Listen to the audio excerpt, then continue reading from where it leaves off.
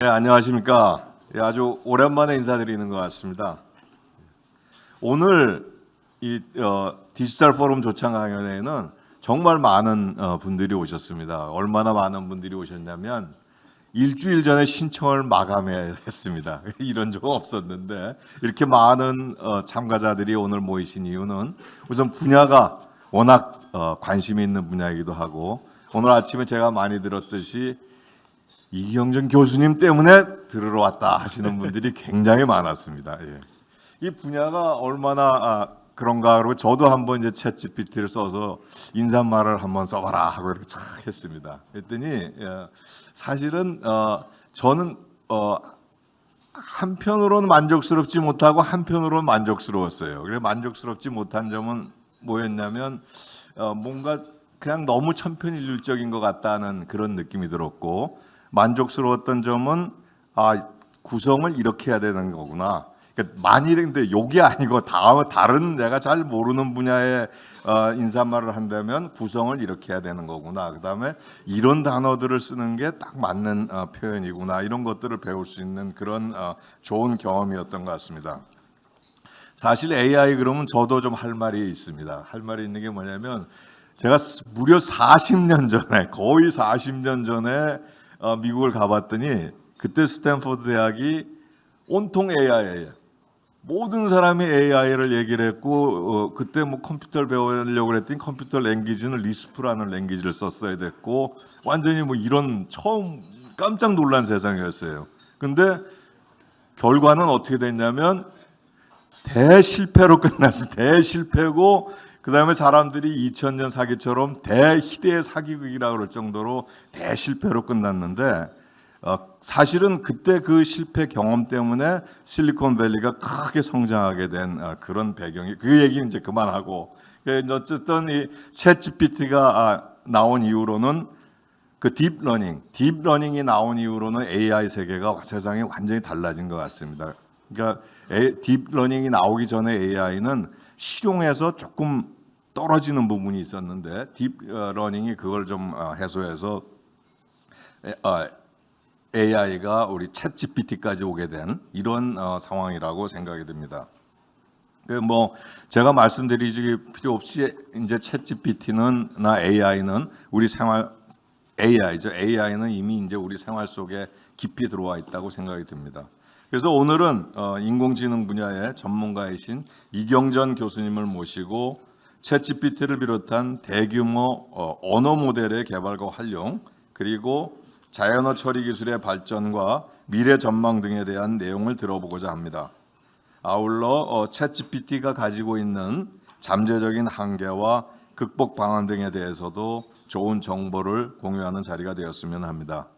비록 짧은 시간이지만 오늘 강연회를 통해 인공지능 기술의 발전과 미래에 대한 좀 더 진지하게 생각해보고 앞으로 인공지능에 대한 더욱 유익한 토론과 학습으로 이어지시기를 기대합니다. 이제 새로움과 활기가 가득 찬 계절입니다. 봄의 기운으로 모두 함께 건강하고 행복한 시간 보내시길 바라며 개회 인사를 마치도록 하겠습니다. 감사합니다.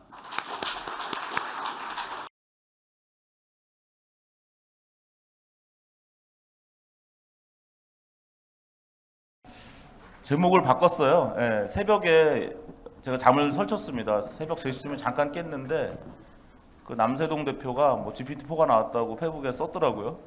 그 진짜 나왔나 하고 이제 그냥 잠을 자면서 계속 GPT-4가 결국 나왔구나. 이렇게 이제 저는 지난주에 루머가 거짓말일 거라고 생각했는데 하여튼 아침에 일어나 보니까 이메일이 저한테 와 있더라고요. 예, GPT-4가 나왔다라고 오픈AI에서 이제 왔습니다. 그래서 오늘 제목을 GPT-4 혁명의 이유와 준비로 바꿨습니다. 그래서 아침에 부랴부랴 제가 이 화면을 이제 제가 아마 GPT-4로 강연하는 최초의 사람이 아닌가. 왜냐하면 3시간 오늘 새벽 4시에 발표가 된 것 같아요. 그런데 이제 지금 8시니까 4시간 만에 제가 이렇게 했습니다.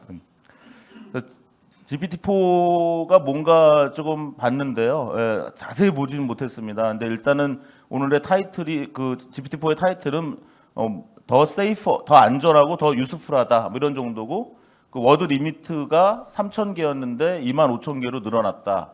아마 이거는 처음에 입력 단어의 그 개수를 얘기하는 것 아닌가 생각을 하고요. 그 다음에 이제 이런 오남용이라든가 저는 이것에 대해서 좀 그렇게 찬성하는 편은 아닙니다. 그러니까 이 초거대 언어 모델이 어떤 금기가 있고 말하는 것에 뭔가 어떤 부분에선 대화를 회피하는 것이 과연 바람직하냐? 저는 꼭 그렇게 생각하지 않거든요. 근데 제가 그런 걱정할 필요가 없더라고요. 일단 일론 머스크는 그런 금기가 없는 대화 언어 모델을 만들려고 지금 하고 있고요. 또 뒤에 말씀드리겠지만 페이스북 메타가 공개한 그 라마라는 게 지금 수많은 해커들이 그걸 다운로드 받고 자기만의 언어 모델을 만들고 있어서 전혀 그런 걸 걱정할 필요가 없다. 만약 오픈 AI만 이런 초거대 언어 모델을 운용한다면 여기가 뭔가 금기를 만들고 나름의 어떤 정치적 의사결정을 해서 다뤄야 될 주제와 다루지 않아야 될 주제를 구분하고 어떤 질문에 대한 대답을 굉장히 틀에 박히게 하려고 오픈 AI는 굉장히 노력을 하는데 지금 수많은 사람들이 대안적 AI 모델을 만들고 있기 때문에 그런 걱정은 제가 할 필요가 없더라. 어쨌든 오픈 AI는 조금 그래도 처음부터 이렇게 세 가지를 다 이번에 또 이걸 또 강화했다 이렇게 얘기를 하고 있습니다. 가장 큰 게 이제 멀티모달이라고 하는 거죠. 그래서 챗GPT만 해도 벌써 구식이 돼버린 거예요. 어제의 챗GPT는 오직 텍스트만 입력을 받는 그러한 초고대 AI 모델이었는데 이제는 초고대 언어 모델이란 말도 쓰기가 이제 불편해졌습니다. 이거는 이제 LLM이라고 그러니까 초고대 라지 랭귀지 모델이 아니라 이제 멀티모달 초고대 AI라고 불러야 되는 상황이 됐죠. 예를 들면 이런 사진을 보여주면서 빨리 써보고 싶네요. 이 사진을 보여주면서 여기서 만약 이 줄이 끊기면 어떻게 돼 했을 때 이제 이 풍선이 날아갈 거다라고 이제 이야기를 한다라는 거죠. 결국 이미지를 입력을 하고 이미지를 해석한다라는 것이 이번에 이제 GPT-4의 가장 큰 차이다 이렇게 보시면 되겠습니다. 그 다음에 수학을 이제 한다. 그래서 그 챗GPT의 경우는 제가 시험 문제를 그 오픈 챗GPT로 하겠다라고 페이스북에 썼더니 많은 언론에서 한 수십 개 이상의 언론에서 연락이 왔습니다. 그래서 왜 시험에다가 오픈 챗GPT를 도입하느냐? 그 중에 한 이유가 그림을 집어넣으면 얘는 이해 못하니까 시험 문제를 못 풀 거다. 그런데 이제 오늘 발표된 걸 보니까 5학년 정도까지의 수학을 이번에 GPT-4가 한다라고 얘기를 했습니다. 그래서 이런 어떤 이미지를 주고 시험 문제를 내면 또 얘가 푼다. 뭐 이런 얘기가 오늘 나왔던 것 같습니다. 자세히 제가 보진 못했는데 일단 이 정도로 GPT-4를 말씀을 드리고요. 다시 챗 GPT로 돌아가겠습니다. 어제로 돌아가서 제가 오늘 새벽 2시쯤에 강연 자료를 마지막으로 보내고 잤거든요. 근데 이제 새벽 4시에 GPT-4가 발표되는 바람에 어쨌든 이건 어제 새벽 2시 버전입니다. 그래서 일단 챗GPT가 등장한 건 2022년 11월 30일인데 이거는 이제 2016년 딱 이맘때죠. 7년 전 알파고와 이세돌 구단이 그 광화문 포진슨 호텔에서 경기를 했을 때인데요. 그때도 참 대단한 충격이었지만 그보다 크다. 왜냐하면 알파고는 대중이 사용해 볼 기회가 없었지만 지금 챗GPT는 마음만 먹으면 누구나 써볼 수 있는 뭐 아시다시피 2달 만에 1억 명이 썼고 오늘 현재 한 2억 명 정도 쓰고 있는 것 같고요. 그 다음에 한 달에 20불을 내는 그 챗GPT 플러스 사용자가 지금 한 150만에서 200만으로 육박하는 그런 상황입니다. 그래서 이제 1992년, 93년에 MBC의 믿거나 말거나라는 프로를 봤는데 믿거나 말거나에서 어떤 컴퓨터 화면에서 뭔가 마우스를 눌렀더니 다른 화면이 나오고 거기서 뭔가 또 눌렀더니 물건을 살 수 있고 이런 것이 1992년, 93년에 MBC에 나왔는데 저는 그때 정말 믿을 수가 없었어요. 이런 세상이 오다니. 근데 그게 바로 이제 93년, 94년에 넷스케이프 브라우저가 나오면서 오늘날의 인터넷 혁명이 일어난 게 지난 25년 또는 30년인데요.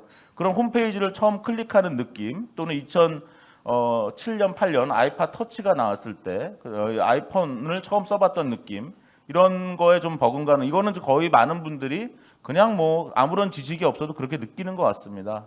그래서 뭐 더 멀게 보면 애플2를 한 1982년쯤에 한국에서 처음 본 느낌 또는 넷스케이프 브라우저를 처음 사용해 본 느낌. 그래서 최근에 어떤 분은 또 14년 주기설을 얘기하더라고요. 14년 전에 아이폰이 나왔고 14년 전에 뭐 넷스케이프가 나왔고 더 14년으로 가면 뭐 마이크로소프트의 저 PC가 나왔다 뭐 이렇게 주장하는 분도 있는데 어쨌든 지난 한 14년 내에 큰 사건이 하나 이제 터진 상황이 됐습니다. 저는 현재 챗GPT를 한 넷스케이프의 웹브라우저가 등장한 사건 정도가 아닌가. 그럼 넷스케이프 등장한 다음에 어떻게 됐습니까? 마이크로소프트가 인터넷 익스플로러를 냈고요. 그다음에 야후가 94년쯤에 창업을 했고 아마존이 94년 창업했고 그렇게 가다가 막 검색 엔진이 몇 가지 엑사이트니 알타비스타니 막 경쟁하다가 98년에 한국에서는 네이버가 창업을 하고 미국에서는 구글이 창업하고 뭐 이런 식으로 막 숨가쁘게 돌아가던 시절인데 그런 인터넷 혁명기를 생각하면 오늘 이 날이 한 넷스케이프 발표된 날 정도 그래서 사람들이 너무 놀란 야 이런 게 가능해? 인터넷이라는 게 그 옛날에는 뭐 고퍼니, 와이즈니, 뭐 텔넷, 알로그인 뭐 이런 거로만 썼던 정말 전문가들만 텍스트로 썼던 그런 인터넷에서 누구나 클릭을 하는 그런 상황이 간 것처럼 이제 챗GPT로 인해서 대중이 진정으로 인공지능을 친숙하게 사용하기 시작했다.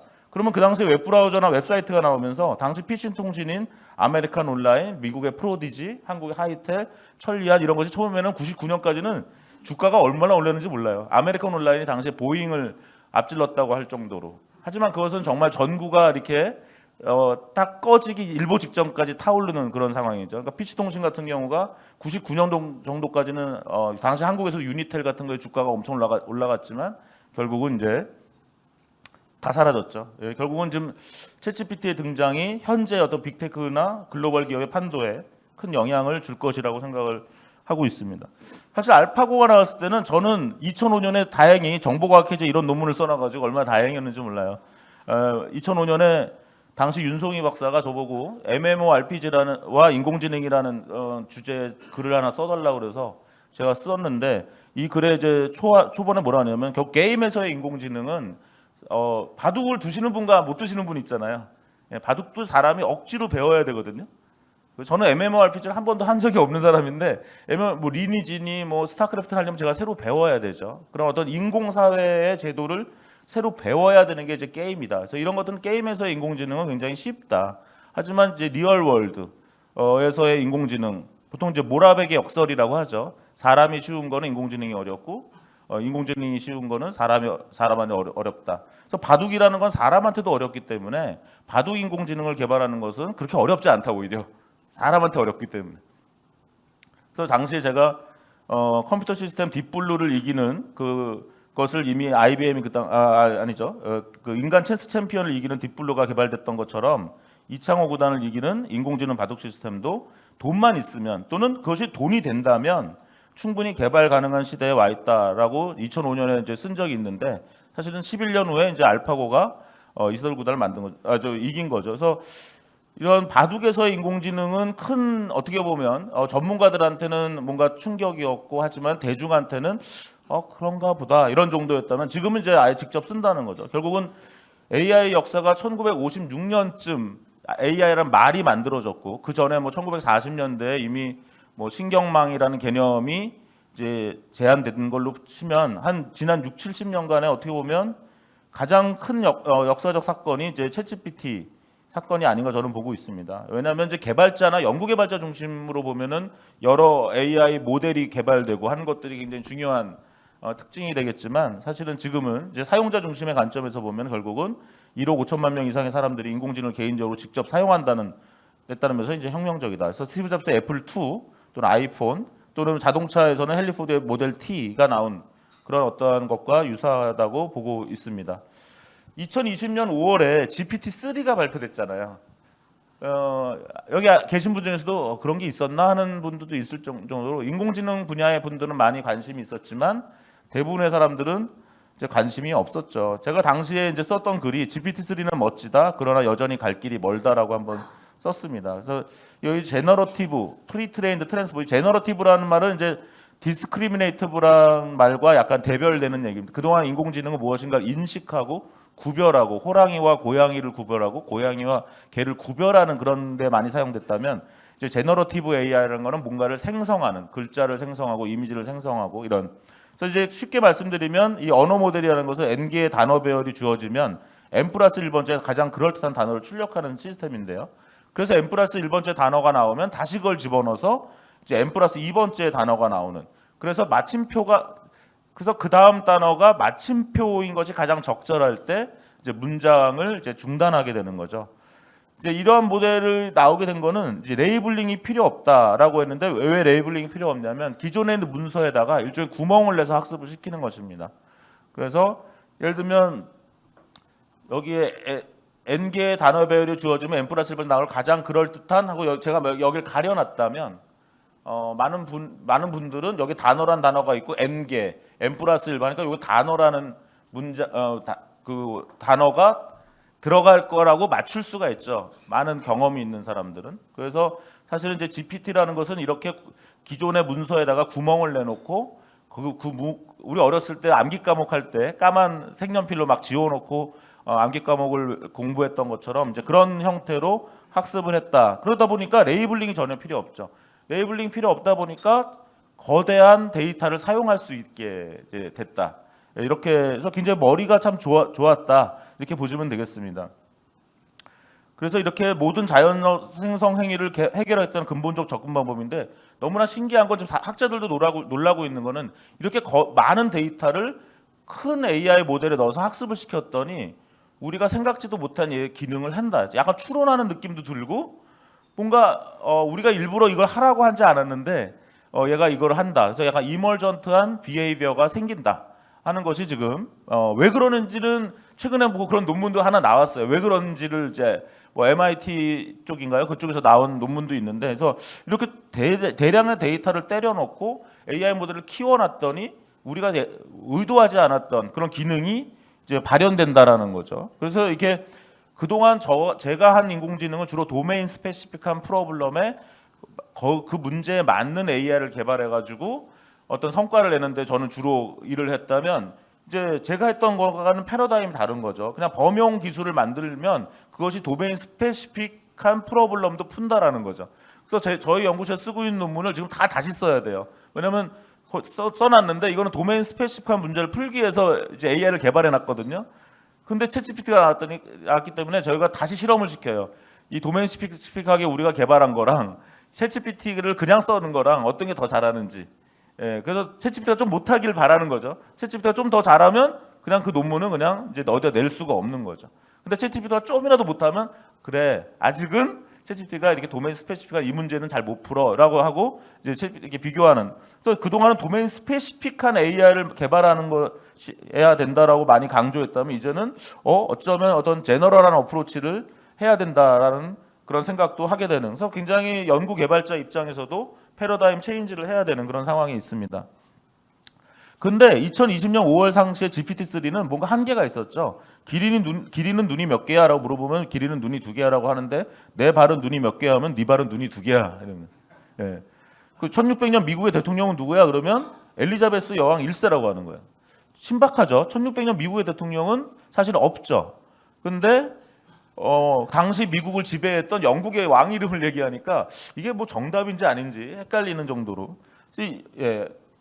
그래서 제가 당시에 여전히 갈 길이 멀다라고 썼는데요. 일종의 안심을 한 거죠. 아직은 멋지긴 한데 GPT-3 참 멋진데 여전히 갈 길이 멀다. 설계된 대로 잘 작동하고 실수하고 있다. 인류의 대단한 성취나 그러나 여전히 갈 길이 멀다라고 썼는데 이게 잘못된 거예요.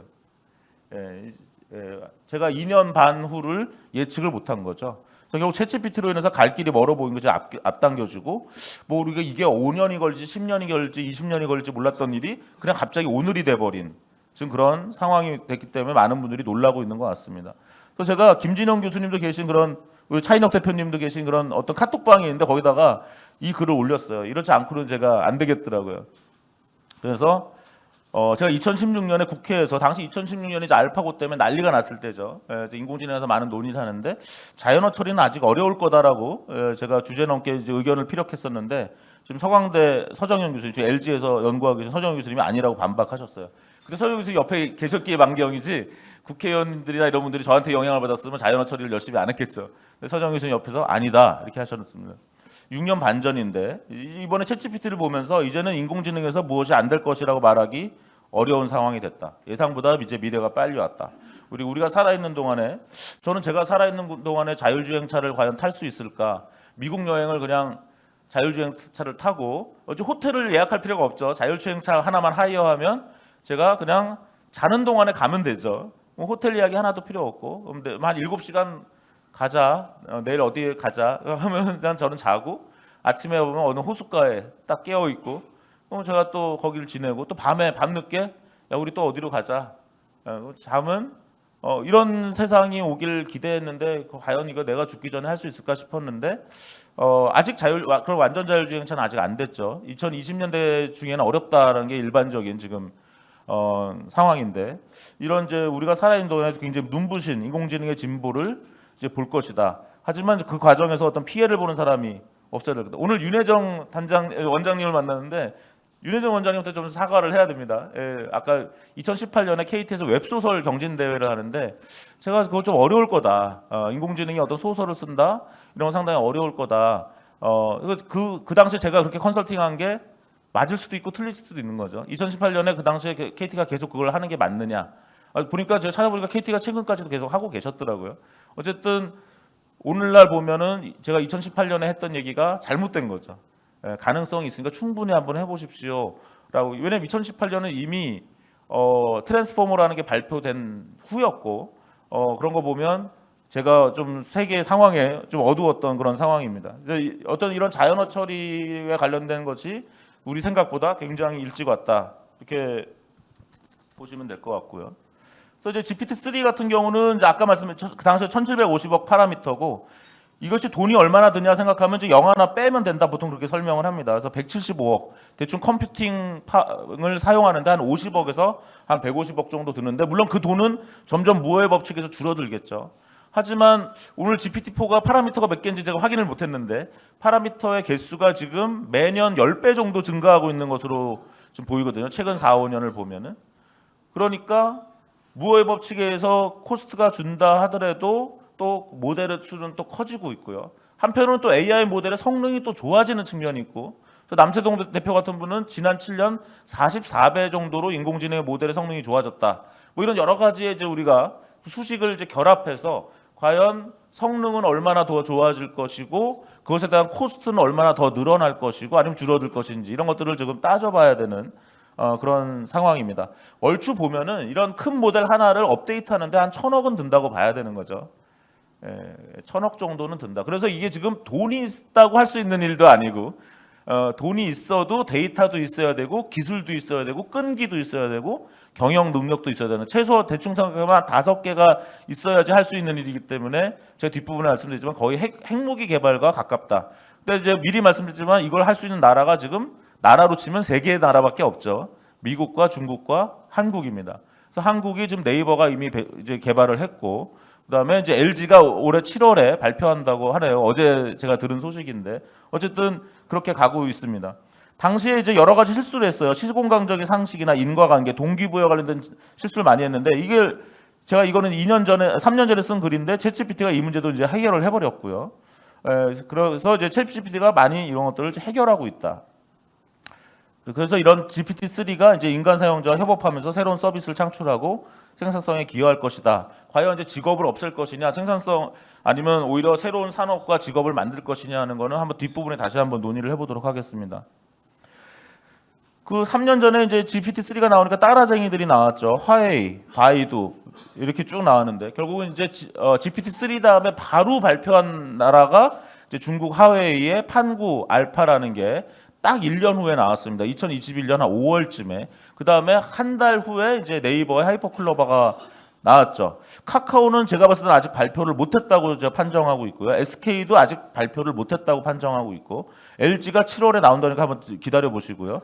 네이버는 2021년 6월쯤 나왔는데 제가 이제 계속 공개를 하라. 한국 초등학생들도 하이퍼클로바를 써봐야 한국의 AI가 발전한다라고 많이 네이버 관계자들에게 부탁을 했더니 결국 네이버가 2022년 8월쯤에 작년 여름에 이제 오픈을 했고 저 같은 경우는 경희대에서 작년 2학기 9월부터 하이퍼클로바를 이제 학부 대학원 모든 학생들한테 하이퍼클로바를 이제 가르치는 과정에 있었는데 작년 이제 11월 30일 날 결국 챗GPT가 이제 터져 나오게 된 것입니다. 작년까지만 해도 제가 이제 국내 기업한테는 일단 캐치업을 하자. 이게 돈이 될지 안 될지 모르니까 일단 캐치업을 하자. 캐치업은 해야 된다라는 게 작년까지의 저의 이제 의견이었고, 이게 언제 얼마나 돈이 될지는 모르지만 일단은 ROI가 나오지는 쉽지 않을 테니까 캐시번을 할 수 하지만 기술 수준을 확보할 필요는 있으니까 추격 전략을 일단 가자 하는 게 작년까지 입장이었습니다. 하지만 오늘 이제 그 챗GPT로 인해서 기술이 확인됐다고 저는 판단하고, 이제는 추격 전략 이상의 전략이 국가적으로 필요한 상황이다. 그래서 상당히 이제 기업들이 베팅을 해야 되는 거죠. 아까 하나 만들 때 최소 1,000억이 드는데 인력도 필요하고 데이터도 필요하고 끈기도 필요하고 그다음에 이제 경영 거버넌스도 필요한 그런 상황에 와 있습니다. 네이버 하이퍼클러가 2021년 6월에 발표됐으나 2022년 한 여름에 이제 최종 공개됐고요. 하이퍼클로바가 공개되자마자 되게 반갑게 제가 썼어요. 작년 여름에 강남 물난리 났잖아요. 그때 제가 물어봤습니다. 이번 강남 물난리에 대해서 어떻게 생각해? 그랬더니 자연재해로 인한 피해가 더 이상 없었으면 좋겠습니다. 강남에 두 번 다시 물난리가 없게 하려면 어떻게 해야 할까? 비가 올 때 하수광고 농량을 늘려야 됩니다. 이번 강남 물난리는 누구의 잘못이야? 인재입니다. 특별히 누구의 잘못이야? 공무원입니다. 환경부야 서울시청이야? 그러니까 둘 다요. 너무 잘하죠? 너무 잘하니까 제가 이제 화가 났습니다. 그래, 오케이, 네가 못하는 거 내가 알고 있거든. 그래서 제가 기린의 눈은 몇 개? 2개입니다. 네 발의 눈은 몇 개? 4개입니다. 그 순간 얘가 GPT-3가 2년 전에 하던 실수를 그대로 하는구나. GPT-3를 너무 존경하는구나. 네이버가 그냥 오픈 AI의 GPT-3 방법론을 그대로 카피해가지고 잘 캐치업했다. 하지만 GPT-3가 하는 실수까지 같이 하는구나. 이제 이런 것들을 확인할 수가 있었습니다. 여기도 되게 재밌어요. 월요일엔 오겹살, 화요일엔 파스타, 수요일엔 생선 먹었거든. 오늘은 뭐 먹을까 했더니 목요일이니까 스테이크 어떠세요? 금요일은 치킨이죠. 토요일은 삼겹살이요. 월요일 오겹살에 토요일에 또 삼겹살? 그럼 금요일에 약간 동문서답도 하지만 이렇게 갑니다. 또 재밌는 여기 네이버에서 제일 힘센 사람은 누구야? 그랬더니 김상원 대표님이신다. 그래서 제가 옛날 대표잖아. 그랬더니 요즘에도 네이버에서는 김상원 대표님이 가장 힘이 세십니다. 최수현 대표가 섭섭하겠네 그랬더니 아닙니다. 요즘 최 대표는 글로벌 사회에 집중하고 있습니다. 제가 이걸 카톡방에 올렸더니 네이버 분들이 제발 이거 내려주세요. 이걸 공표하지 말아주세요. 그러니까 많은 분들이 AI가 그냥 단순 실수할 수 있는 기계라는 거를 네이버 분들도 굉장히 두려워하는 거예요. 이런 것들이 사람들한테 미치는 영향 때문에. 어쨌든 이게 왜 이런 일이 일어나냐. 네이버에서 네이버 그룹웨어나 이런 데이터들 많이 사용했기 때문에 김상원 대표가 오랫동안 네이버 대표를 하셨기 때문에 아무래도 이제 그렇게 나오는 거죠. 여러 가지 이제 이런 이게 이제 하이퍼클로바의 수준을 아시겠죠? 꽤 잘하기도 하고 아까 네 발의 눈은 몇 개 하니까 이제 발의 눈이 4개다 이렇게 얘기하는 거는 좀 실망스러운 상황이었습니다. 근데 이번에 챗GPT가 나오자마자 제가 이제 테스트를 하는 거죠. How many eyes do my hands have? 내 손에 눈이 몇 개야? 했더니 손은 눈이 없습니다. 딱 얘기를 하는 거죠. 1770년에 미국의 대통령은 누구야 했더니 1770년에 미국은 컨츄리가 아니었습니다. 1987년 남한의 왕은 누구야 그랬더니 남한은 공화국이지 군주제가 아닙니다. 그래서 뭔가 저의 이제 유도신문에 얘가 넘어가지 않는 걸 보였습니다. 이거 왜 어떻게 가능했느냐?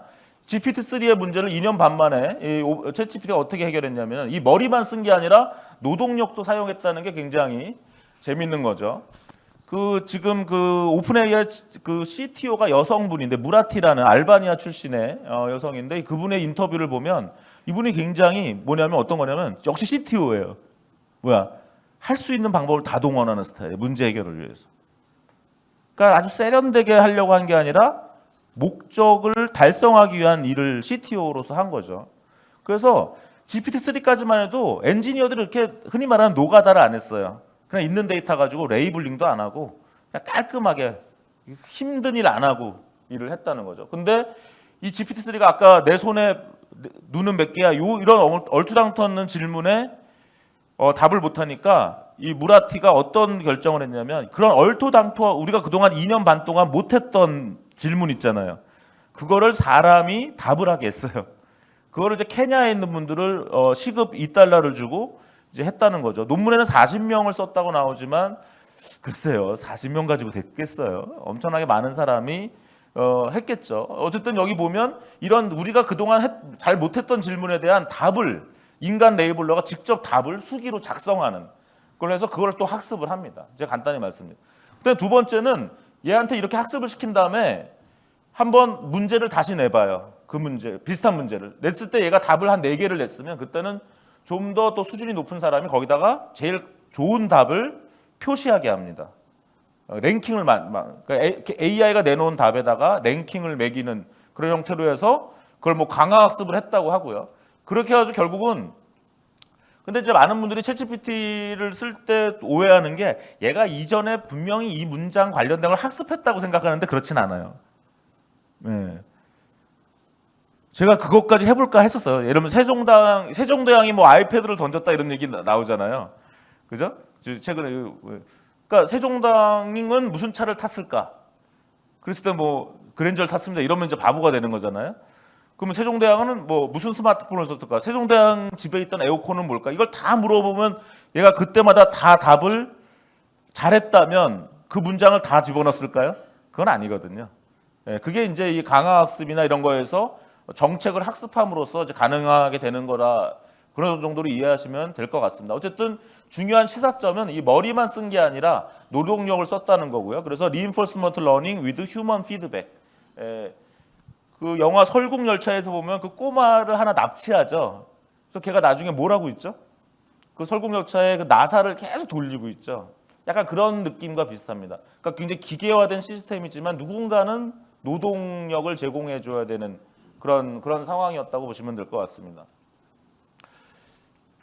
좀 구도를 보면 GPT-3가 나오고 이것을 이제 그 아까 문제점이 있으니까 이걸 이제 아까 무라티 CTO가 이 인스트럭트 GPT라는 걸 했다는 거죠. 그래서 이게 사람을 집어넣어서 이 사람이 노동력이 들어가서 만들어낸 게 이제 인스트럭트 GPT고요. 거기다가 데이터를 좀 더 보강한 것이 챗GPT라고 보통 얘기하는데 이 그림에서는 거기다가 이제 안전성, 뭔가 그 이제 대답하면 안 되는 주제 이런 것들을 좀 해서 좀 더 안전성을 높인 게 챗GPT다 이렇게 이해하셔도 될 것 같습니다. 그러면 어떤 면에서 혁명적이냐?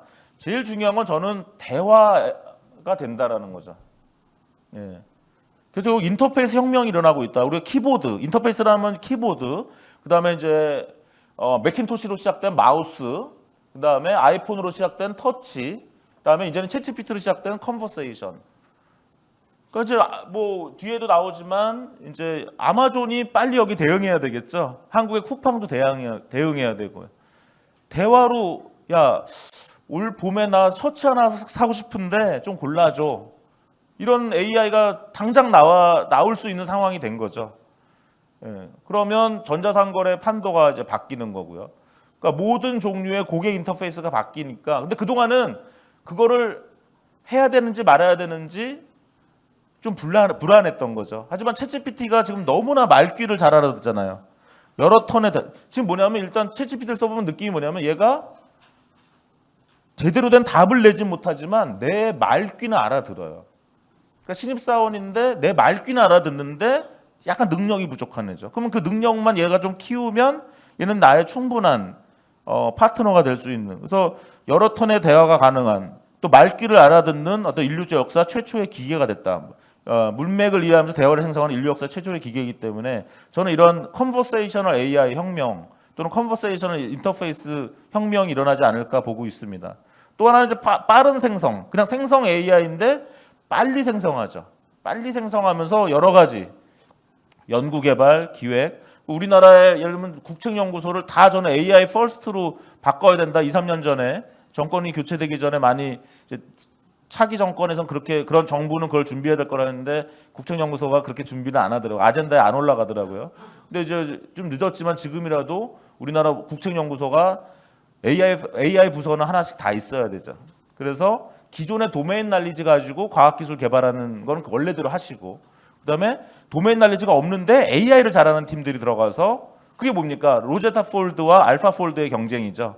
단백질 합성을 하는데 딥마인드, 알파고를 만든 딥마인드에서 알파 폴드 1을 발표했는데 단백질 합성 엄청 잘한다고 자랑을 했어요.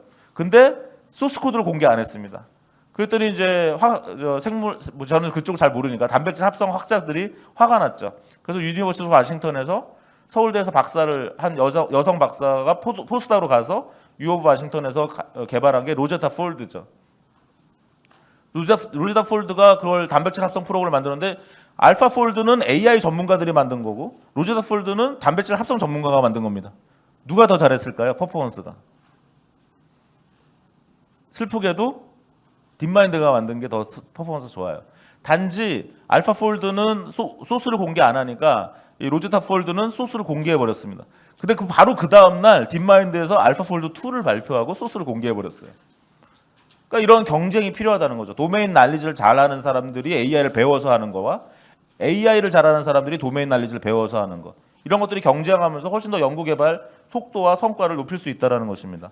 또 하나는 이제 일반 인공지능 혁명이죠. 아까 말씀드린 것처럼 그동안은 도메인 스페시픽하게 뭔가를 개발해야 된다라고 컨설팅이 되고 그렇게 접근했다면 이제는 어떻게 AGI를 활용해 가면서 도메인 스페시픽한 걸 할 것이냐 이런 것들을 이제 봐야 되는. 그래서 지금까지 인공지능 안 한 거는 별로 큰 문제가 안 되는 것 같아요. 이제 딱 새로 시작하기 딱 좋은 시기죠. 많은 것들이 많이 안정화되고 이제 되는 것과 안 되는 것이 좀 더 명확하게 구분이 되는 그런 상황이라 볼 수 있습니다. 저는 한 2, 3년 전부터 이런 쪽을 연구를 하고 있었어요. 그래서 오픈 AI의 GPT-3가 발표되니까 저는 GPT-3는 문서를 학습했다면 저는 영수증을 학습하는 그러한 AI를 개발하고 있었고요. 그거를 이제 제너럴 커머스 인텔리전스라고 해서 개발을 했습니다. 그래서 영수증도 결국은 문장이잖아요.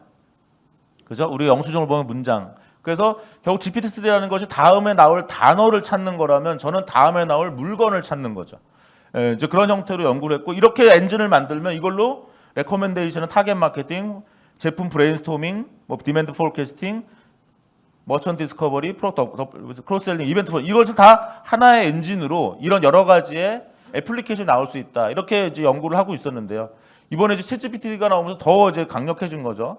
예를 들면 저희가 연구했던 것 중에 뭐 치킨과 닭발과 족발과 피자를 먹은 사람한테 추천을 하라 그랬더니 로제 치킨 세트를 추천한 거예요.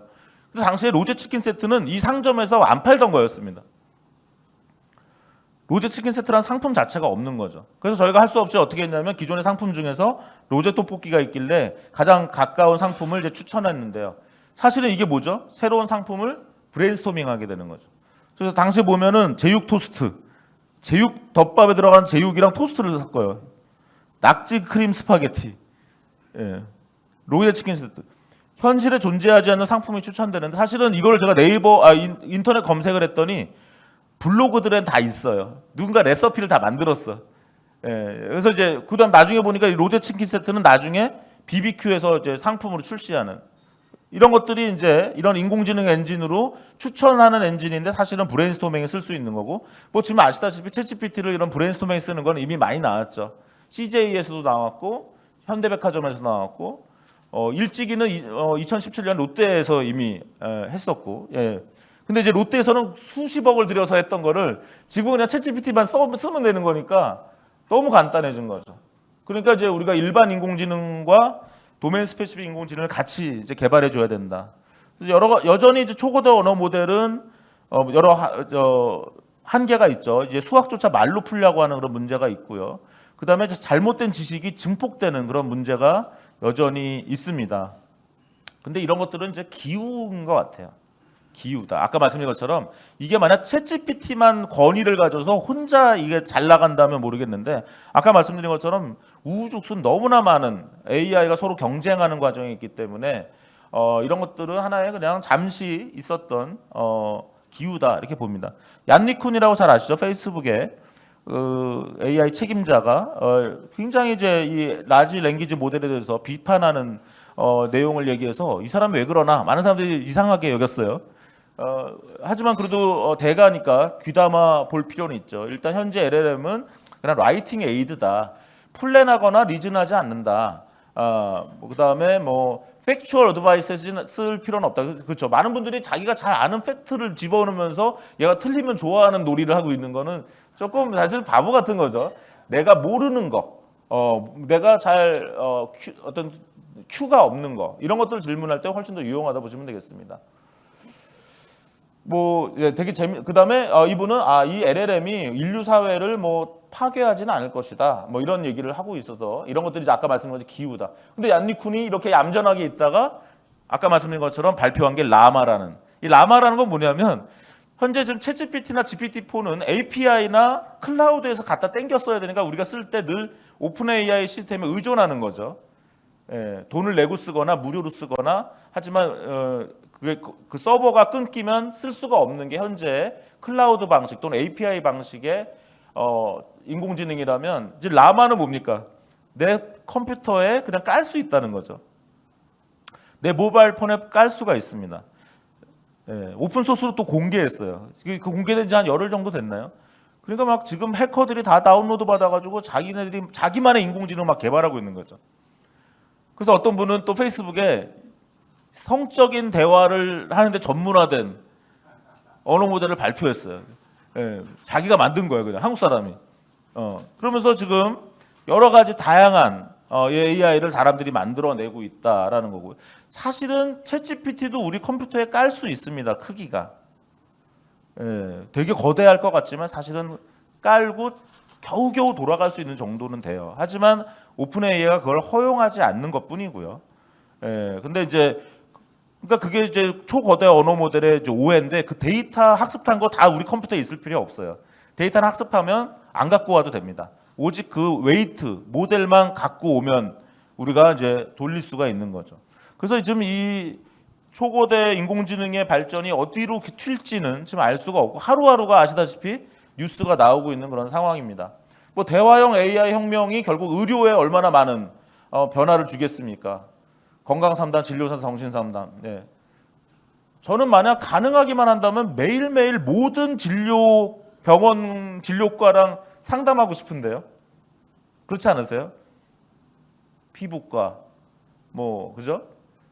내과 매일매일 하고 싶지 않으세요? 아마 그런 시대가 오겠죠. 네, 그럼 그거를 대화형으로 또 하고, 그럼 꼭 의사분이 개입할 필요 없고, 그러면 앞으로의 병원들은 그런 좋은 AI를 갖고 있다라는 그런 것이 이제 특징이 되겠죠. 이런 걸 위해서 정말 빨리 제도를 크게 열어줘야 될 거라고 생각을 하고요. 결국 사람들은 수시로 거의 모든 분야의 진료 상담을 수시로 실시간으로 받는 그런 상황으로 갈 것이고 가야 되겠죠. 그리고 결국은 이제 자기의 건강과 미용, 정신 상태를 계속 건전하게 유지하고 향상하는 방향으로 이제 가게 될 것이다라고 생각을 합니다. 이 굿닥 같은 게 이제 최근에 발빠르게 챗GPT를 이제 응용해서 나왔죠.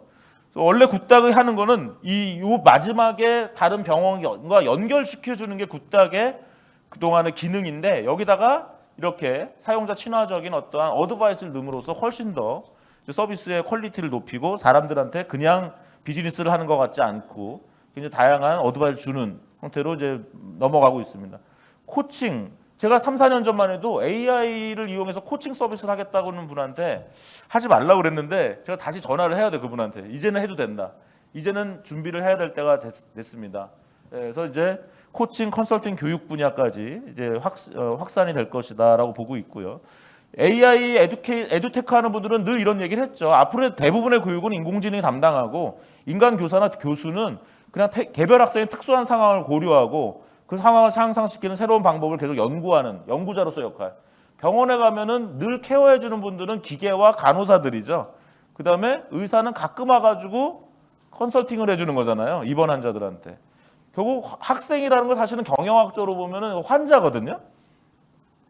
환자가 들어와서 이 환자의 병을 고쳐서 내보내는 게 원래 학교의 그 비즈니스 모델인데 현재는 학교가 제조형 모델이죠.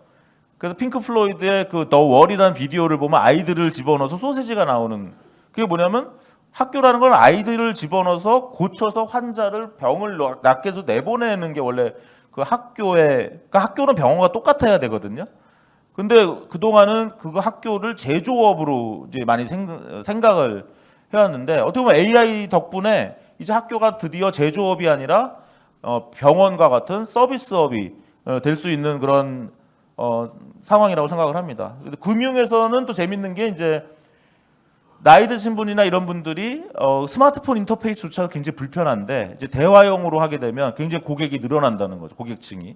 그래서 지금의 이제 뱅크 오브 아메리카 에리카 같은 챗봇을 보더라도 주로 30대까지 40대까지만 쓴대요.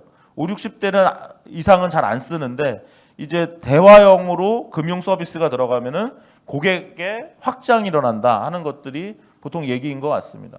아까 말씀드린 것처럼 전자상거래나 결제 인터페이스가 대화형으로 바뀌어서 이제 지지분했던 보이스 커머스가 활성화될 것 같고요. 검색도 대화형, 이건 다 그다음에 이제 유튜브나 넷플릭스, 지금 많은 분들이 유튜브나 넷플릭스 통해서 정보를 얻는데 좀 지나면 이제 답답하겠죠. 예, 유튜브나 넷플릭스는 그냥 봐야 되잖아요. 조용히 봐야 되는 거죠, 서로. 하지만 이제 대화형으로 뭔가 영상이 나오는 것들, 예, 그래서 이런 넷플릭스나 유튜브 같은 것이 이제 구식으로 느껴질 가능성이 있다. 그래서 이런 인터랙티브한 컨텐츠 산업, 사람이 말을 계속 하면 계속 생성하는, 예, 그래서 어떤 인스턴트 프로슈머가 되는. 그다음 소셜 미디어의 사용 시간은 줄어들 가능성이 있어요. 우리가 보통 페이스북 보면 저보다 똑똑한 분들이 얼마나 많은 글을 써요. 그러니까 막 그분들의 글을 보면서 배우는 건데, 이제 AI가 많이 똑똑한 친구가 생기면 인공지능이라는 똑똑한 친구가 생겨서 사람 친구에 의존하는 게 좀 줄 수도 있겠다 하는 생각을 해봅니다. 이미 발빠르게 오픈 AI와 샤피파이가 이미 프로젝트를 한 거를 오픈 AI 홈페이지에 올려놓고 있고요. 그래서 쇼피파이에 가보시면 실제로 이제 대화를 통해서 이제 물건을 추천받는 그런 것이 이미 쇼피파이가 오픈 AI와 하고 있고요. 인스타카트도 이제 시작을 곧 할 거다 이렇게 발표를 하고 있고, 오늘도 사실 GPT-4가 이미 여러 애플리케이션을 다른 회사들과 했던 거를 이미 홈페이지에 올려놓고 있는 상황입니다. 그래서 사실은 지금은 오픈 AI 홈페이지만 잘 샅샅이 보셔도 많은 응용이 이미 다 응용 사례가 어느 정도 나와 있는 거를 볼 수가 있습니다. 저희가 연구하고 있는 건 지금 이제 이런 것들을 이용해서 이제 커머스 서비스, 대화형, 또 결제, 프로덕트 브레인스토밍, 또 이벤트 프로모션. 지금 많은 소상공인이나 중소기업을 보면 그 담당자들이 이벤트 프로모션 하는 게 힘들다는 거예요. 어제 화이트데이 있었잖아요. 그럼 화이트데이 때 어느 정도의 규모로 어떤 이벤트를 하고 누구한테 이걸 전달할 것이냐. 그러면 그동안은 이벤트 프로모션은 그냥 매스한 커스터머를 위한 프로모션이었고, 타겟 마케팅은 이제 SMS나 카톡이나 이런 걸로 또는 이메일로 각 개인한테 보내는 타겟 마케팅인데, 제가 봤을 때는 이러한 생성형 AI 발전으로 인해서 이제는 이벤트 프로모션과 타겟 마케팅이 완전히 퍼스널라이즈돼서 실시간으로 가능한 이제 그런 것들이 되는 거죠. 그래서 담당자들이 이제 이벤트 프로모션에 일일이 신경 쓰지 않아도 이제 자동적으로 개인화된 이벤트 프로모션이 가는 거죠. 그래서 애인이 없을 만한 사람한테 화이트데이를 보내면 이제 화가 나는 거 아니겠습니까? 그럼 예를 들면 그런 어쨌든 우리가 이벤트 프로모션과 타겟 마케팅이 결합되면서 퍼스널라이즈 된다 이렇게 보고 있습니다. 그래서 미디어 컨텐츠의 미래, 인터넷에 의해서 4대 매체의 힘이 많이 줄었잖아요. 4대 매체가 줄고 오히려 이제 검색과 포털과 소셜 미디어가 등장한 게 지난 20년간의 미디어 산업의 변화였습니다. 그래서 AI로 이제 얼마나 새로운 미디어가 나타날지 상상이 불가능할 정도. 제가 지난 2월에 월드 거버먼 서밋이라고 이제 매년 두바이에서 하는데 2006년부터 내각부 장관을 하시는 장관이 있어요. 제 이름은 기억이 안 나는데 13년 동안 지금 17년 동안 내각부 장관을 한 분인데 이분이 발표가 다 AI예요. 근데 무슨 얘기냐면 2025년이 되면 95%인가 99%의 인터넷 컨텐츠가 다 AI가 제너레이션한 컨텐츠라는 거죠. 그게 어디서 나온 근거인지 모르겠지만 하여튼 UAE 장관 입에서 나온 이야기입니다. 그러니까 결국은 지금 이제 2년 만에 인터넷의 컨텐츠가 대부분이 AI 제너레이티드 컨텐츠가 된다라는 거죠. 우리가 한 10년 전, 15년 전에는 UCC라고 그랬죠. 유저 제너레이티드 컨텐츠. 사용자가 제너레이션한 컨텐츠라는 얘기가 있다면 지금은 이제 AI 제너레이티드 컨텐츠가 되는 거죠. 그래서 언어 생성 AI와 각종 생성 AI가 결합되면서 상호 연결된다.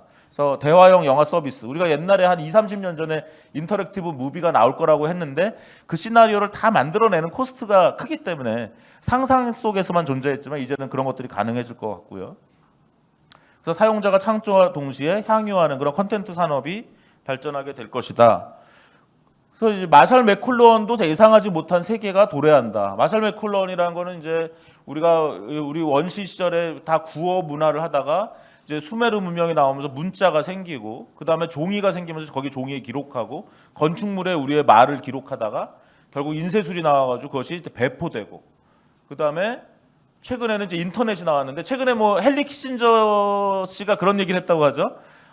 이 챗GPT가 구텐베르크 인쇄술 보급. 이제 우리 한국 사람들은 구텐베르크가 인쇄술을 발명했다고 얘기하지 않죠. 동양의 인쇄술을 구텐베르크가 서양에 보급하는데 이제 구텐베르크가 인쇄술을 보급한 이래로 최대의 언어 혁명이다. 라고 이제 헨리 키신저가 얘기했다고 하는데요. 그게 왜 그런가 생각을 해보면 그러면 인터넷보다 이게 대단한 혁명인가를 생각을 한번 해보면 이제 고정적인 것의 몰락이라는 거, 고정적인 텍스트라는 개념의 몰락이죠. 챗GPT한테 똑같은 질문에도 다른 답이 나옵니다. 고정적인 텍스트라는 건 없는 거고, 그건 구글한테 물어보거나 빙한테 물어보면, 네이버한테 물어보면 기존에 사람이 썼던 컨텐츠가 디지털화되어 있던 그 문서를 보여주는 건데, 이제는 AI한테 물어보면 그거는 기존에 전혀 존재하지 않았던 텍스트가 생성돼서 마치 말하는 구어 문화로 다시 돌아가는 거죠. 그래서 이런 고정성, 유일성이 몰락된다. 그래서 말을 하던 인간이 돌이나 종이에 말을 새겼고 테이프나 디스크에 저장하다가 인터넷으로 유통하게 되는데, 이제는 그 고정된 텍스트가 유통하는 것이 아닌 텍스트 자체가 유동하면서 유통하는 시대가 도래했기 때문에 헨리 키신저 얘기대로 어떻게 보면 인쇄술 이후에 인터넷보다 더 큰 혁명이 일어나는 거 아니냐. 그래서 예를 들어서 AI가 소설을 써서 그걸 고정된 종이나 디지털에 인쇄한다? 이건 의미가 없는 거죠. AI 소설이라는 것은 그 자체로 유동을 해야 된다는 거죠. 예, 그래서 계속 살아 움직이고 변하는 소설이 나타날 것이고 영화도 마찬가지가 될 것 같다. 이런 뭐 언론의 미래도 어떻게 될 것인가. 결국은 생성형 AI와 대화형 AI를 적극적으로 활용해야 되는데, 언론의 보도 형태도 이제 대화형. 사람들은 점점 참을성이 없어지는 거죠. 텍스트를 소비하는 것이 아니라 이제 대화를 소비하게 되겠죠. 언론사에 가서 그냥 물어보는 거예요. 예. 그냥 언론의 앵커가 얘기하기를 계속 기다리거나 텍스트를 읽는 게 아니라 그냥 내가 궁금한 걸 물어보는 걸 충족할 수 있는 언론사가 나와야 되겠죠. 그래서 미래의 기자라는 것은 자신의 AI 아바타가 독자들과 자동적으로 상호작용하고 같이 전달하는데, 자신은 오히려 보조적으로 독자들과 상호작용하는.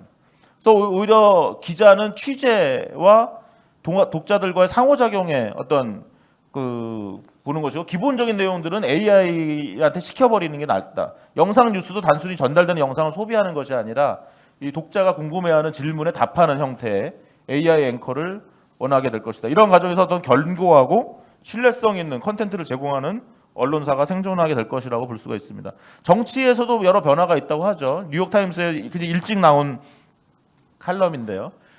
이제 뭐 이런 거죠. 결국 미국 정치라는 건 이제 의회 의원들을 로비해야 되는데, 많은 의회 의원들의 어떤 문서나 언론 기사 이런 걸 다 성향을 분석하게 되면 이 사람이 내가 만든 법안에 찬성할지 반대할지 굉장히 금방 파악할 수 있고, 완전히 찬성이 확실한 사람, 완전 반대가 확실한 사람은 우리가 로비할 대상이 아니죠.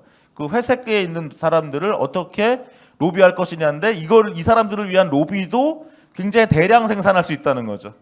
마치 드루킹처럼, 또 크라켄, 뭐 드루킹을 막는 크라켄도 한국 정치에서 나왔습니다만은, 이렇게 스마트 타겟팅되는 로비가 많아져서 이런 것도 굉장히 인크레디블한 스피드와 스코업으로 될 것이다. 그래서 결국 AI를 잘 가진 정치 세력들이 결국 이길 것이다. 뭐 이런 얘기들을 이제 하고 있는 그런 상황입니다. 아트에 대해서는 어떻게 될 거냐? 이건 챗GPT한테 제가 물어본 건데, 일단 디밸류에이션 될 것이다. 뭐 이런 얘기가 많이 나오는 거. 결국 아티스트의 작업이 디밸류에이션 될 것이다. 이거 챗GPT가 그렇게 얘기하고 있고요. 호모지나이제이션 될 것이다. 저는 그것에 대해서 물음표는 있습니다. AI 때문에 오히려 AI의 결과가, 아트의 결과가 획일화될 것인가? 그렇게 보지는 않고요. 오히려 굉장히 많은 다양한 아트가 나올 거라고는 생각을 합니다. 근데 제일 중요한 거는, 사람들이 원래 작품이라는 건 인간 작가가 거기에 어떤 노력을 들였다라는 것에 굉장히 우리가 어떻게 이걸 그렸어? 야, 진짜 힘들었겠다. 그래서 만약 미술 작가들 얘기 들으면 나 이것 때문에 뭐 며칠 힘들었어. 소설 쓰는 사람도 이것 때문에 내가 어떤 형극의 고통을 느꼈어.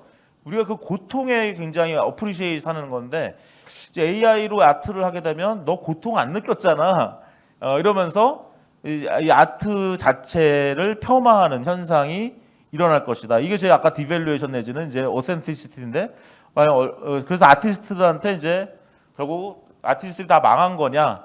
근데 이제 사실은 사진이 나왔을 때, 카메라가 나왔을 때도 다 똑같은 얘기를 했지만, 카메라가 나와서 화가들은 사진사로 변신을 했거든요. 그다음에 자기의 화실을 사진관으로 바꿨고, 그다음에 사진 때문에 나온 게 뭐 뉴스, 매거진, 방송, 거의 모든 새로운 신산업이 나왔다는 거죠.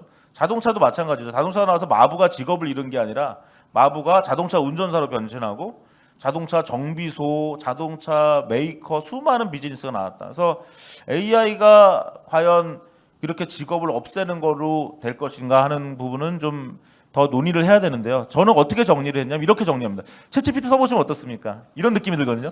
아, 5명이 하던 거 4명으로 줄겠다. 4명이 하던 거 3명으로 줄겠다. 이런 느낌은 분명히 듭니다. 어떤 한 사람이 하는 일을 다 대체할 수는 없죠, 챗GPT가.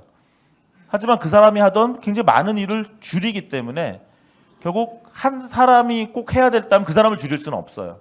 근데 4명이 하던 일을 3명이 줄일 수는 있죠. 그러면 직업이 줄어드는 효과는 분명히 있을 텐데, 중요한 거는 저는 늘 그렇게 얘기하는데, 기계 번역이 일어나서 번역 시장의 각 단가가 70%로 줄었습니다. 근데 실제로 번역가들이 들이는 시간도 70%로 같이 줄었어요. 그러면 번역가는 더 일이 많아졌을까요? 줄어들었을까요? 여러분들이 책을 냈는데 번역판을 내는 비용이, 만약 중국어 번역판을 내는 비용이 1,000만 원이야. 근데 그걸로 얻을 수 있는 기대 수익이 700만 원이면 번역판을 안 내시죠. 하지만 만약 중국어 번역판을 내는 비용이 만약 500만 원으로 준다면 700만 원의 매출을 내서 200만 원의 프로핏을 낼 수 있기 때문에 안 해도 될 번역을 하게 된다라는 거죠.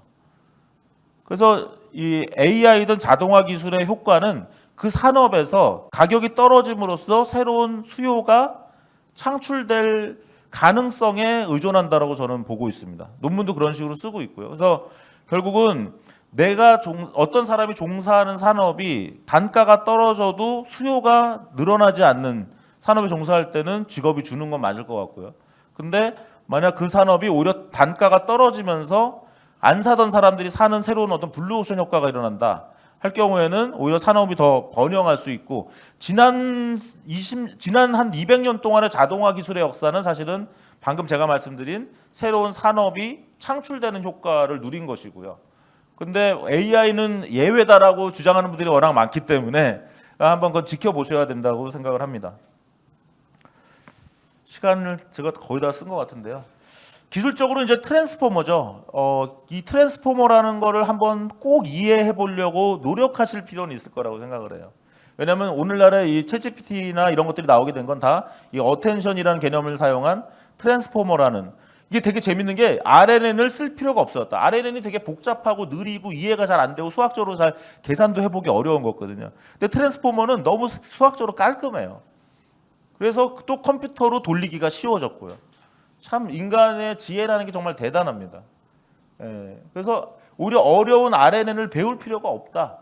이게 굉장히 그 시사점이고요. 뭐 이미지 인식에서도 컨볼루션 뉴럴 네트워크라는 게 있는데, 그것도 그 전에 여러 가지 이미지 인식하는 방법론이 있었는데 그런 걸 할 필요가 없다. CNN만 배우면 된다가 굉장히 큰 혁명이었는데, 지금 이 트랜스포머 혁명이라는 건 그 전에 RNN을 이제 별로 배울 필요가 없다.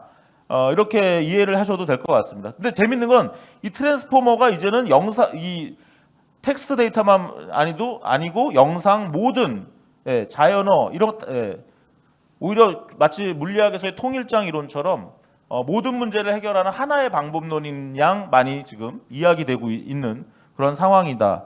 거기다가 더 추가한다면 이제는 앞으로 사회적 혁신에 뭐가 있어야 되냐? 트랜스포머와 저는 연합학습을 합쳐야 된다고 생각을 해요. 아까 윤 단장님이 데이터 산업진흥원장님이 우리나라의 많은 기업들이나 조직들이 데이터는 있는데 그 데이터 가지고 AI를 만들기에는 데이터가 부족하다는 거죠. 그럼 좋은 AI를 만들려면 그 데이터를 합쳐야 되는데 누가 데이터를 내놓냐는 거죠. 그래서 그걸 가능하게 하는 것이 연합학습이거든요. 멜로디 프로젝트라는 것도 그런 거예요. 신약 개발을 위해서 한 10대 제약회사가 연합을 했는데, 제약회사가 자기네 데이터를 공개하진 않아요. 하지만 AI가 자기네 회사로 들어와서 학습을 하고 돌아가는 거죠. 그래서 웨이트를 공유하는 겁니다. 그래서 각 파트너의 기밀 데이터셋을 공유하지 않고 전 세계적인 연합 모델을 이제 만드는 거죠. 지금 이런 사례는 되게 많이 나오고 있고, 제가 하고 있는 분야는 이제 보험, 커머스, 뱅킹, 페이먼트, 제조 이런 분야에서 데이터를 합치지 않고도 강력한 성능을 가지는 AI를 만드는 그런 것들을 지금 진행하고 있고요. 뭐 저만 하고 있는 건 아니죠. 지금 이제 제가 한 1년 전부터 많이 얘기하고 있는 것이 데이터 공유가 아니라 AI 공유다. 데이터를 공개하자. 여러분들 스마트폰에 있는 사진 데이터, 뭐 카카오톡 데이터 공개하실 마음 있으세요? 없잖아요. 개인이든 기업이든 환자든 시민이든 자기의 데이터를 공개한다. 이거는 이제 구식의 방법이라는 거죠. 그래서 이 데이터를 각 주체가 소유하고 인공지능을 공유하자는 거죠. 마치 뭐와 같냐면 양과 풀이 있어요. 양은 인공지능이고 풀은 데이터입니다. AI를 살찌우는 방법은 두 가지예요. 풀을 잘라가지고 양한테 갖다 주는 방법이 있는데 그건 구식의 방법이라는 거죠. 그게 아니라 풀밭에 그냥 양이 와서 풀을 먹고 가게 만들라는 거죠. 그럼 풀은 계속 자라고 있는 것이고요. 예. 그럼 풀밭을 갖고 있는 사람은 계속 그걸 지키는 거죠. 근데 지금 아예 풀밭 자체를 내놔라. 또는 풀을 잘라서 줘라. 이것은 맞지 않다는 것입니다. 재밌는 사례가 3년 전이죠. 월스트리트전에 나온 기사인데 우리나라도 신한금융, 우리금융이 돈 세탁 문제 때문에 지금 회장님이 바뀌었잖아요. 정권 바뀌면서. 할 말이 없어요. 돈 세탁, 중국과 연루된 돈 세탁을 조 단위의 돈 세탁을 못 막았잖아요. 우리랑 신한이. 그죠? 그 돈 세탁은 지금 금융그룹 회장님의 연임을 좌지우지하는 굉장히 중요한 이슈예요. 근데 돈 세탁 보시면 2020년 8월에 20개국이 MOU를 하는데 뭐냐면 리얼타임 인포메이션을 쉐어링한다. 돈 세탁을 막기 위해서. 근데 이게 되겠습니까? MOU는 되지만 일은 안 된다는 거죠. 왜? 리얼타임 인포메이션을 우리나라 우리 뱅킹 트랜잭션을 다 다른 나라랑 공유해? 절대 안 하죠. 그래서 결국 방법이 어떻게 바뀌었냐?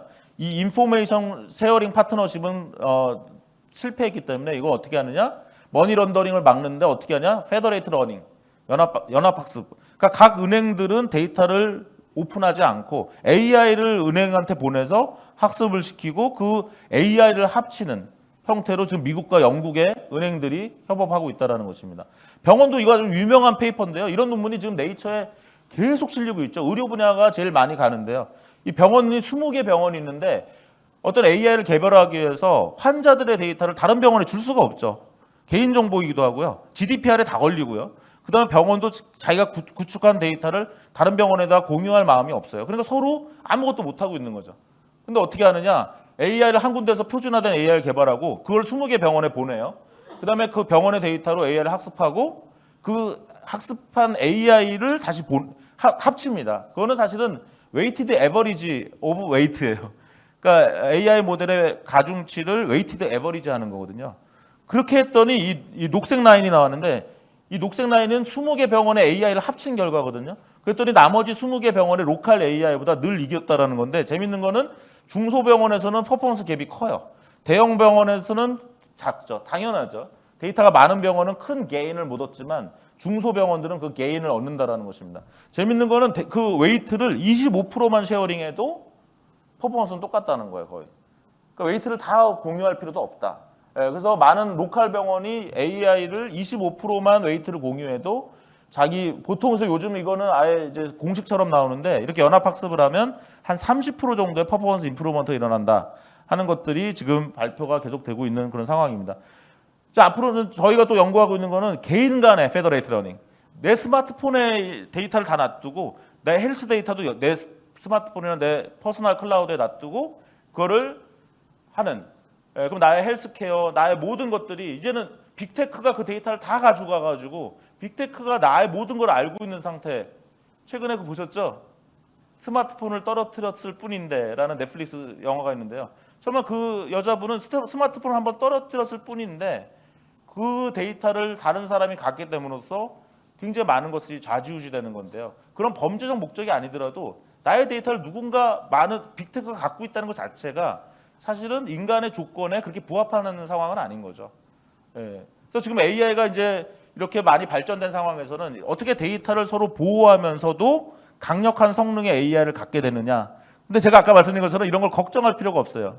이미 라마 같은 그런 새로운 종류의 또 AI 아키텍처들이 나오면서 거대한 클라우드 방식의 AI와 클라이언트에 깔아서 사용하는 AI 방식 두 가지가 경쟁하고 있는 그런 상황이다. 이렇게 보시면 되겠습니다. 생성 AI 관련 도구는 뭐 요즘 이제 크롬 익스텐션 깔아서 챗GPT 쓰시고 프롬프트 마켓플레이스라는 게 새로 생겨서 또 뭐 여러 가지 음성 인식 도구, 문서 인식 도구, 문장성 이건 강의 자료에 있으니까 보시면 되겠습니다. AI 시대 인재 뭐 이런 부분도 지금 시간이 다 지나서 넘어가고요. 인재상 다 강의 자료에 있습니다. 중요한 거는 저는 학생들한테나 어린 친구들한테 AI는 실수를 할 수 있다라는 걸 충분히 가르쳐 주고 나서 챗GPT나 이런 AI 도구를 쓰게 하는 것이 중요하다고 생각합니다. 얘를 너무 무한 신뢰하거나 얘한테 의존하는 그런 것들이 되면 안 될 거고요. 일론 머스크가 그 2월 달에 월드 거머먼 서밋에서 뭐라고 얘기했냐면 어린 아이들한테 가장 가르쳐야 될 게 뭐냐라고 질문했더니 크리티컬 띵킹, 비판적 사고다. AI가 제시하는 것을 그대로 받아들이지 않는 그런 어떤 마인드, 그런 능력을 줘야 된다. 그래 얘기하고 있습니다. 이것도 혹시 제가 사족으로 붙어봤는데요. 너무 재밌는 사건이 일어났죠. 2월 18일인가 일어난 사건이죠. 예, 현재 세계에서 가장 바둑을 잘 두는 사람이 누군지 아세요? 이세돌, 카타고, 켈린 펠린, 알파고. 예, 켈린 펠린이라는 맥길 대학 박사과정인데요. 이분은 아마 6단인데 재밌는 사건이 일어났죠. 샌프란시스코 실리콘밸리에 있는 파 AI라는 회사에서 이 카타고라는 게 아마 오픈 소스로 알파고만큼 잘 두는 그 AI인가 봐요. 그래서 지금 프로 바둑 기사에 맨날 카타고랑 두고 있더라고요. 근데 이 카타고랑 100만 판을 둔 거예요. 파 AI가 만든 AI가 100만 판을 뒀더니 얘가 지는 패턴이 있어요. 두 가지의 지는 패턴을 발견했어요. 그래서 그 지는 패턴을 아마 6단인 켈린 펠린한테 가르쳐줬어요. 켈린 펠린한테. 그래서 켈린 펠린이 컴퓨터 전혀 없이 카타고랑 뒀거든요. 그래서 15판을 뒀는데 14판을 이겼어요. 그럼 뭐냐면 이제는 카타고를 이기는 한 사람이 존재하는 거예요. 근데 이거는 꼼수로 이기는 거죠. 어떻게 보면. 그 바둑 두시는 분은 아시겠지만 대마를 한 3개를 대충 죽여요. 4대마를. 근데 이 카타고가 어떤 에러가 있냐면 내 대마 3개를 죽였다고 생각하고 별로 얘를 신경을 안 쓴다는 현상을 발견한 거예요. 근데 그 현상을 발견한 거는 파 AI라는 AI가 발견했어요. 저는 이걸 인류한테 굉장히 큰 시사점을 준다고 하는데 우리 SF 영화 보면 AI 때문에 고생하는 영화가 많잖아요. 근데 앞으로 그런 상황이 온다 하더라도 우리가 AI를 활용해서 아마 AI에 대적하고 그 AI를 활용할 수 있는 존재는 우리 인간이 될 거기 때문에 계속 그런 식의 AI와의 긴장 관계를 가지게 될 것이고 이건 뭐냐면 우리가 완벽하고 완전 무결할 것 같았던 AI도 결국은 다른 AI에 의해서 그 허점이 발견되고 그 허점을 사람이 그냥 자기 두뇌로 배웠더니 그 AI를 직접 이길 수도 있더라. 뭐 이런 식의 굉장히 재밌는 그런 시사점이 있었던 논문이었어요. 이 논문입니다. 이게 이제 지난 2월 18일 날 발표됐던 논문인데 이런 것들이 이제 AI가 실수가 계속될 수밖에 없고 그것을 발견해내는 것은 결국 AI와 인간의 또 협력에 의해서 발견된다라는 하나의 재밌는 시사점이 된 것 같고요.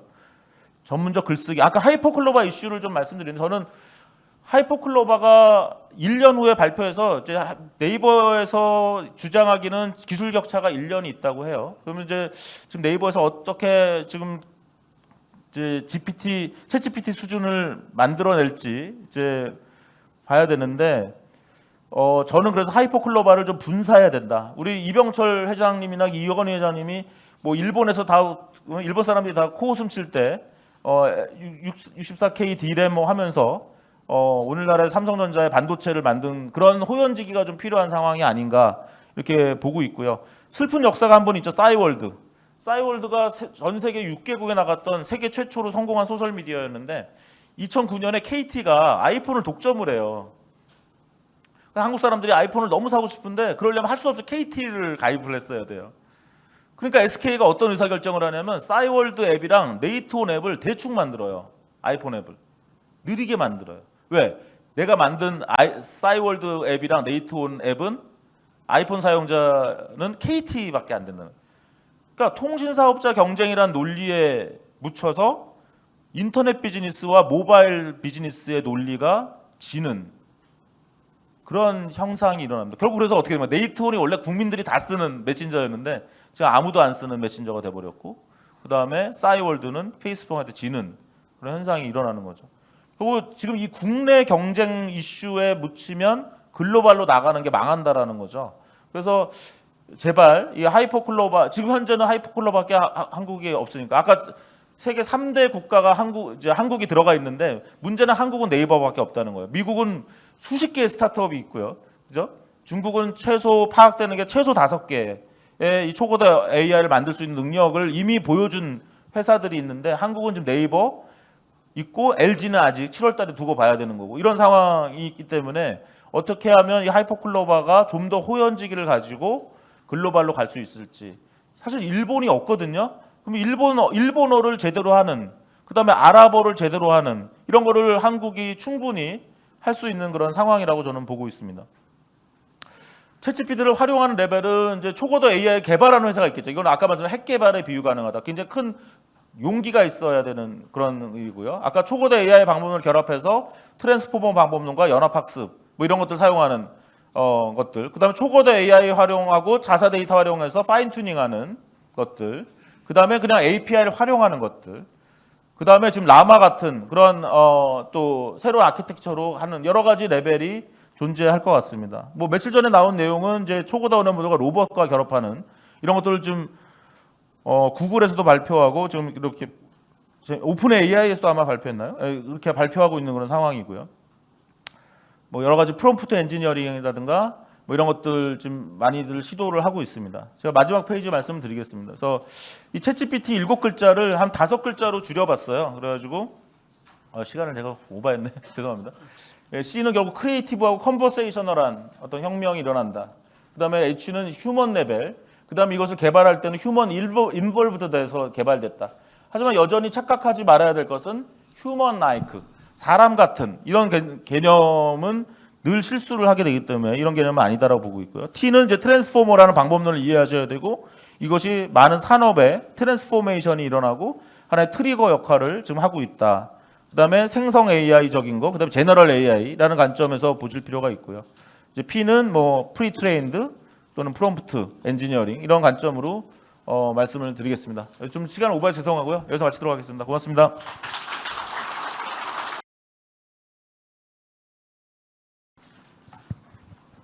네, 잘 들었습니다. 그 뒤쪽에 시간이 없어서 짧게 넘어갔는데 그 프롬프트 엔지니어링 관련해서 그 어쨌든 아직 국내에서 이제 프롬프트 엔지니어가 직업적으로 많이 각광받고 있지는 못한 상황이긴 하지만 이제 글로벌적으로 많이 있는 것 같고 국내에도 그래야 될 것 같아요.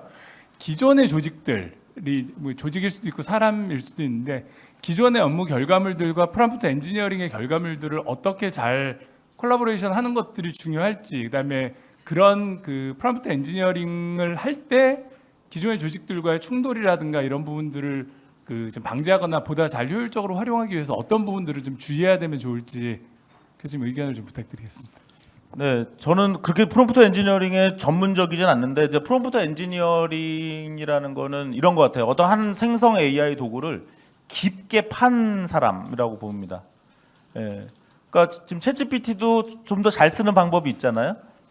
그리고 특히 이제 이미지 생성 쪽이 더 심한데요. 그다음에 이제 이게 비싸기 때문에 프롬프트를 많이 쓰지 않고 여러 번 시행착오를 하지 않고 한 번에 빨리 뽑아낼 수 있는 능력이 돈도 아낄 수 있다. 그래서 지금 프롬프트 엔지니어링이 각광을 받고 있는데 제가 뭐 말씀드릴 수 있는 거라면 일단은 프롬프트 엔지니어라 하면 하나의 생성 AI 툴을 깊게 파고 들어가서 거기서 일단 일반인들의 라이트 유저가 알 수 없는 그런 노하우를 일단 끄집어낼 수 있는 사람이고요. 그거를 일단 보급을 해야 될 것 같고요. 근데 그래서 저는 이렇게 아예 얘기합니다. 비즈니스 요구사항과 AI 사이에서 이 둘 간을 통역하는 통역사가 프롬프트 엔지니어다라고 일단 우리가 볼 수 있겠고, 그러면 이제 경영자들은 야 이런 거 좀 해봐 하고 이제 비즈니스 요구사항을 던질 거고, 그다음에 지금 굉장히 우리가 많이 어베일러블한 AI들이 존재하죠. 그럼 프롬프트 엔지니어라면 어떤 AI에 어떤 기능을 써서 이걸 조합해낼 것인가.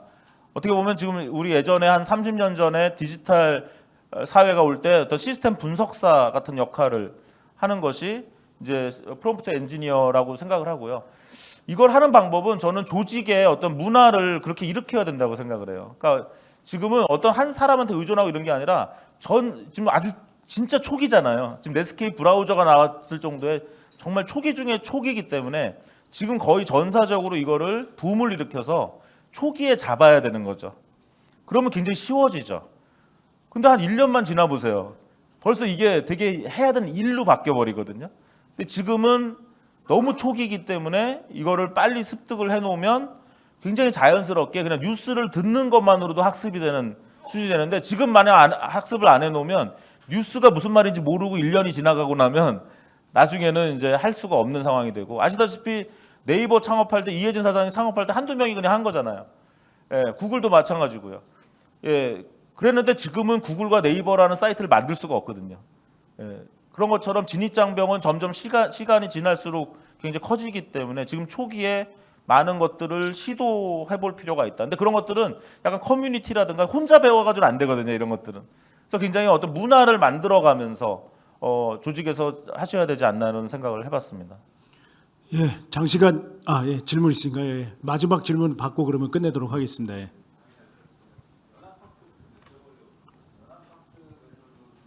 데이터 공유 때문에 많이 문제가 있는데 AI 공유 이슈에서도 거버넌스 부분이 또 이슈가 될 것 같거든요. 그 사례에서 그 AI 공유의 거버넌스는 어떻게 정의가 권한을 어떻게 부여를 했을까요?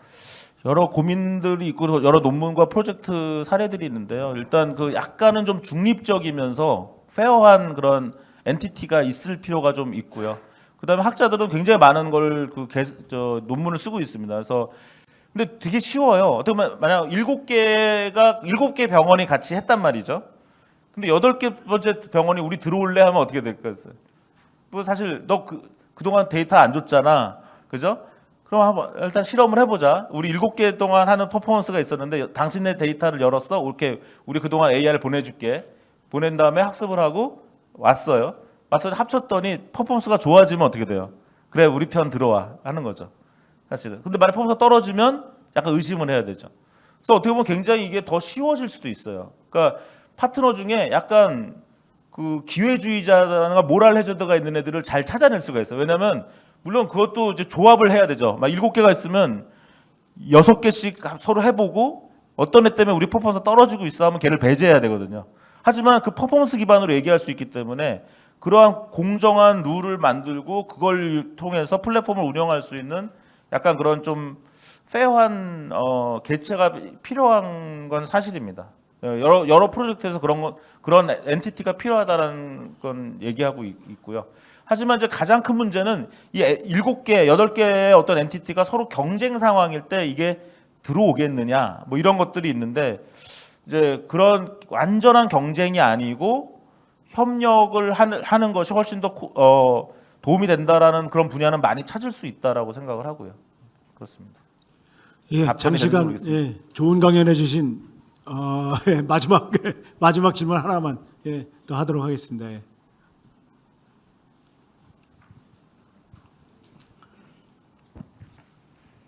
예, 강의 잘 들었습니다. 보통 우리가 AI에 관심을 갖는 이유가 이 프레딕션 예측 측면이고 그 예측은 고객의 미래 의사결정을 우리가 미리 알게 되면 비즈니스가 되고 돈이 되기 때문에 많은 사람들이 관심을 갖고 있는데 두 가지 측면에서 제가 알기로 챗GPT는 과거 2년 전, 3년 전 챗GPT4는 모르겠지만은 그 데이터를 가지고 이걸 생성해내는데 앞으로 나올 GPT는 뭐 라마는 그럴 가능성이 없습니다만은 리얼타임으로 이걸 계속 데이터를 흡수하면서 하는지를 묻고 싶고요.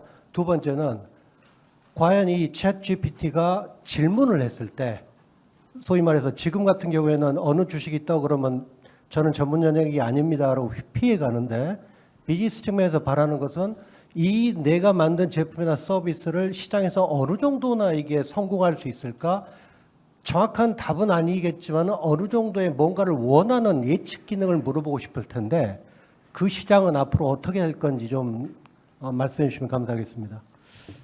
네. 첫 번째 질문은 최신 정보를 사용할 거냐의 이슈인데 이제 아까 점점 발전하겠죠. 지금은 뭐 2021년 데이터까지 한 게 지금 2023년에 돌고 있으니까 1년의 갭이 있잖아요. 근데 아마 그 갭을 줄이는 그 연구는 계속 될 것 같기 때문에 또는 그 갭을 꼭 그렇게 줄이는 방법이 아니라 최신 어떤 검색이나 이런 결과로 또 하려고 하는 노력들이 있는 거죠. 그래서 그런 일들을 계속 할 것 같고요. 일종의 파인 튜닝을 계속 하면 되는 거니까 이제 출발인 거죠. 아까 말씀드린 거죠. 네스케이프 브라우저가 나온 정도 수준이기 때문에 그런 것들이 점점 해결될 거라고 보고 있는 편이고요. 2번은 좀 오해를 하지 않으셔야 될 거는 주식 가격 예측 같은 건 여전히 못 하겠죠. 앞으로도. 뭐냐면 여기에 예를 들면 프라이버시 침해에 대한 우려라는 단어를 집어넣는 건 사람이 생각할 때 우려라는 단어가 들어가는 게 맞다. 그러니까 사람도 예측을 할 수 있으면 이거를 AI도 하거든요. 근데 주식 시장 같은 경우는 사람도 예측을 못하는 분야. 그건 뭐냐면 구조가 있느냐, 구조가 인히어런트한 스트럭처가 있느냐가, 그러니까 인히어런트한 스트럭처가 없는 거를 잘할 거라고 생각하시는 거는 좀 오해고요. 그래서 그런 건 다른 방법을 또 써야 되는 거죠. 예, 오히려 AI를 쓰지 말고 포캐스팅 이론에 사용되는 오히려 그런 걸 냉랭하게 쓰시는 게 나을 수도 있고요. 그래서 사실은 저도 아까 영수증 같은 것도 비슷해요. 사람들이 사는 패턴에는 인히어런트한 구조가 있느냐, 그게 있다면 아까 제가 영수증을 분석한 AI가 제가 의미가 있을 거고요. 그건 없다. 또는 반대로 얘기하면 세상 어딘가에 나랑 비슷한 소비 생활을 가진 사람이 있겠습니까? 없겠습니까? 있습니까? 있으면 제 방법이 성공할 것 같고요. 그다음에 세상 어딘가에 나랑 건강 상태가 상당히 비슷한 사람이 있다. 그러면 저는 성공할 것 같아요. 그 모델은. 그래서 아까 그런 소비라는 거는 스트럭처가 없으면 실패하는 거고. 근데 언어가 이렇게 잘 된 이유는 언어에 스트럭처가 있다라는 거죠. 그러면 지금 해결하시려는 문제가 스트럭처가 어느 정도 있느냐 없느냐를 보셔야 될 것 같습니다. 그래서 스트럭처가 없는 분야는 트랜스포머를 쓰면 안 되는 거고요. 다른 방법을 써야 되는 거죠. 예, 그렇게 이해하시면서, 그래서 하나의 방법론이 모든 걸 해결했다가 아니라 오늘 챗GPT의 그 성공이라는 것은 말을 알아먹는다, 얘가. 예, 그게 일단 굉장히 크고, 그 다음에 사람과 비슷한 퍼포먼스 내는 문장 생성이나 이미지 생성을 빨리 해낸다라는 것이 굉장히 중요하고, 예, 그 다음에 세 번째 아까 말씀드린 것처럼 그동안 우리 데이터만 가지고 우리가 연구 개발했던 걸로 끝나는 게 아니라 이제는 AGI도 쓰고 연합학습도 써서 종합적인 상황에 맞는 가장 최선의 어떠한 방법을 찾아내야 된다. 그렇게 정리를 하시면 될 것 같습니다. 예, 장시간 강연 고생해 주신 이경준 교수님께 박수 한번 네, 고맙습니다. 부탁드리겠습니다.